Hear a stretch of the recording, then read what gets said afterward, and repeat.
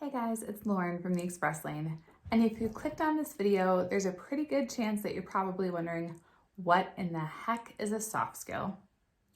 Soft skills, also known as interpersonal skills or transferable skills, are just different attributes and personality traits that shed some light on how people relate to one another. We're talking things like communication, active listening, and problem solving, just to name a few. So, why are soft skills important? Well, yes, hard skills are critical to determining if somebody can actually handle a role. Do they have the right education? Do they have the right experience to actually be able to do the core function of their job? Soft skills are really helpful to determine if somebody is the right fit for a role.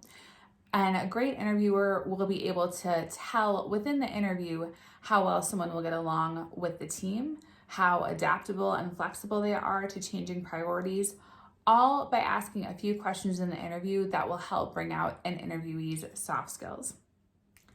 Think of it this way. You have a candidate that comes in, their resume comes across your desk. They have a master's degree, they have years of on-the-job training. On paper, they look fantastic. But when you go to call their references, what you find out is that they actually called into work twice a week, every single week, and they also refused to learn the new software that the company had implemented. Now, unless your company operates on a 3-day work week and they are also using the same software that they've used for the past 20 years, they probably aren't going to be the best fit for your job. And there's a saying that goes that hard skills get you hired and soft skills get you fired. Well, if you're late to work every day and you're calling in a bunch, it's probably a pretty good way to end your job a little bit quicker than you actually planned. Companies are looking for candidates that are willing to learn. Now, the last example aside, there's a really good chance that during your time at a company, they're going to implement some kind of new software or they're going to come out with a new product line.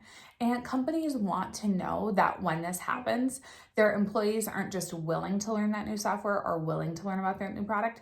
Companies want to know that the employee actually wants to learn about it, that they want to continue to grow in their role with the company by learning these new things.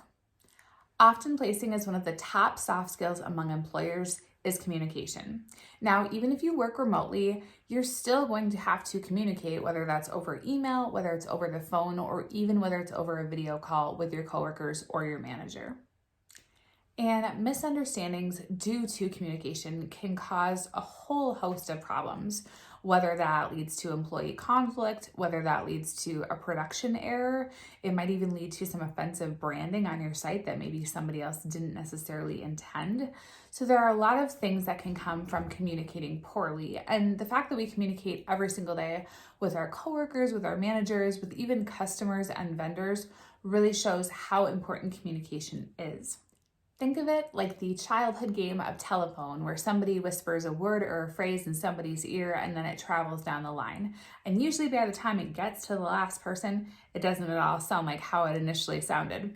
And the fact is that communication comes down to the adult version of telephone, the workplace version of telephone, except this time you've got customers, jobs, and money on the line. Now that we've talked a little bit about some of the top soft skills that are in demand for the workplace, let's talk about how you can show off your soft skills during the interview process. The best way to do this is through examples. You want to show the employer, tell them a story, paint a picture about a time that you used a soft skill in the workplace. You want to show that you not only understand the soft skill, but that you also know how to use it every single day in everyday situations at the workplace. And if your interviewer is a fan of behavioral interview questions, you'll have a lot of opportunities to showcase your soft skills through sharing these stories in the interview. When potential employers call your references as well, there's a very good chance that they're going to also ask about your soft skills and about how you use those soft skills in the workplace. And because soft skills are tied to personal traits, character traits, it's not really surprising to find out that we use soft skills every single day, even outside of the workplace. Take communication, for example. We need to be able to communicate important details to even our family members on a day-to-day basis. If I were to ask my husband to grab some milk from the store, if I'm not being specific about how much milk I actually need, he could come home with the whole gallon of milk versus coming home with the half gallon that we actually needed, or vice versa. If I needed a gallon of milk for something and he only comes home with a half gallon, now we're going to need to go back to the store to get the rest of that milk.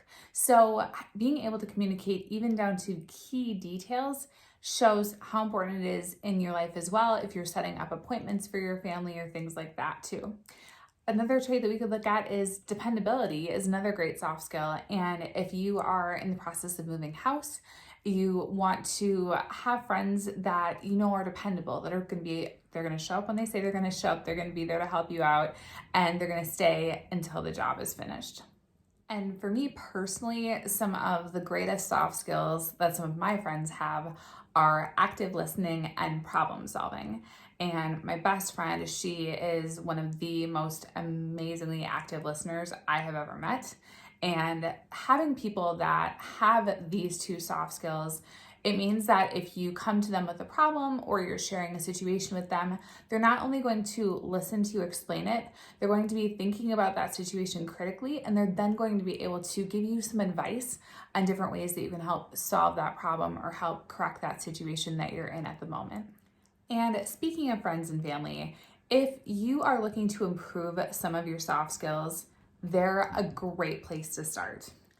Ask these individuals for their honest feedback and be open to the critique. Because chances are, if you're struggling with a soft skill in your personal life, there's a pretty good chance that you're also struggling with that soft skill in the workplace as well. And if your friends or family have a few ideas of a few different soft skills that you could improve upon, I'm going to recommend that you start with just picking one and putting a focus on that. Remember that it takes time to build a habit. If you want to improve your dependability, for example, you might start with taking a look at some of the tasks at work that either you put off or tasks that you just don't normally even get to at all and they just kind of fall off your radar. These would be really great tasks to prioritize and put a focus on for the next 30 days to see what kind of headway you can make with your dependability.